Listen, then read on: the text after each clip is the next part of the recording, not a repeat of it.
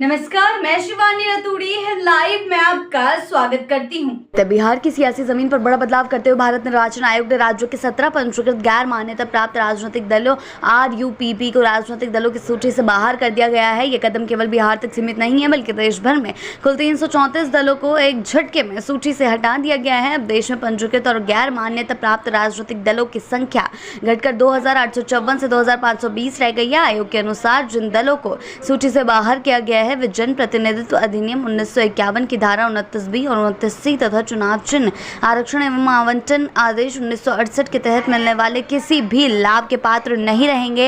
इस फैसले से प्रभावित दल अब सरकारी सहायता, चुनाव चिन्ह से जुड़े विशेष अधिकार और अन्य कानूनी सुविधाएं खो देंगे। हालांकि आयोग ने यह भी स्पष्ट किया कि अगर किसी दल को इस आदेश पर आपत्ति है तो वे सीधे 30 दिनों के भीतर अपील कर सकते हैं। जी हाँ, इस तरीके की बातें जो है सामने आ रही है। 17 राजनीतिक दलों को हटाने की बात की जा रही है। सूत्रों के मुताबिक इन दलों के खिलाफ कार्रवाई की मुख्य वजह रही है कि 2019 से लेकर अब तक पिछले 6 वर्षों में इन्होंने एक भी चुनाव लड़ने के अनिवार्य मानदंड पूरे नहीं किए हैं। इसके अलावा पंजीकृत दस्तावेजों भी दर्ज इनके कार्यालय के पते पर जांच के दौरान कोई भी पार्टी दफ्तर मौजूद नहीं पाया गया। आयोग ने पहले राज्य और देश भर में इनके पंजीकृत पतों की गहन जांच कराई थी, जिसके बाद ये कठोर निर्णय लिया गया। सूची से हटाए गए बिहार के 17 दलों में शामिल हैं भारतीय बैकवर्ड पार्टी, पटना भारतीय स्वराज दल, पटना भारतीय युवा पार्टी, डेमोक्रेटिक, पटना भारतीय जनतंत्र सनातन दल, बक्सर बिहार जनता पार्टी, सारण देसी किसान पार्टी, गया गांधी प्रकाश पार्टी, कैमूर हमदर्दी जनसंरक्षक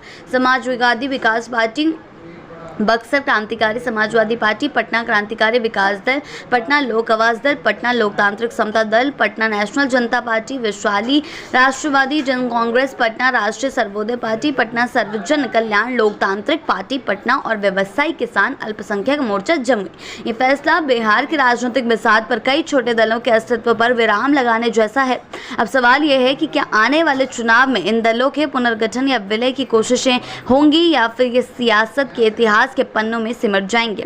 फिलहाल चुनाव आयोग का ये कदम राजनीतिक व्यवस्था को और पारदर्शी बनाने और निष्क्रिय दलों को हटाने की दिशा में एक बड़ा संदेश माना जा रहा है। क्या कुछ होगा ये देखने वाली बात होगी, क्योंकि जिस तरीके से 17 राजनीतिक दल, कुल मिलाकर जितने भी नाम हमने आपको बताए हैं, उन सभी दलों को सूची से बाहर किया जा रहा है।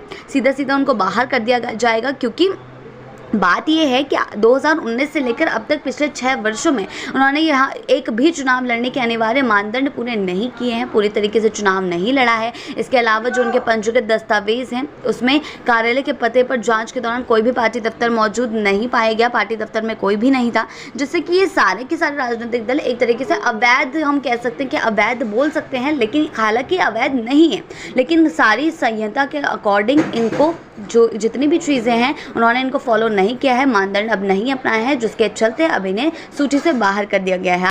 ऐसी ही अपडेट्स के लिए जुड़े रहे हैं लाइव के साथ ही चैनल को सब्सक्राइब करना ना भूलें और हमारी फेसबुक और वेबसाइट के साथ भी जरूर जुड़ें।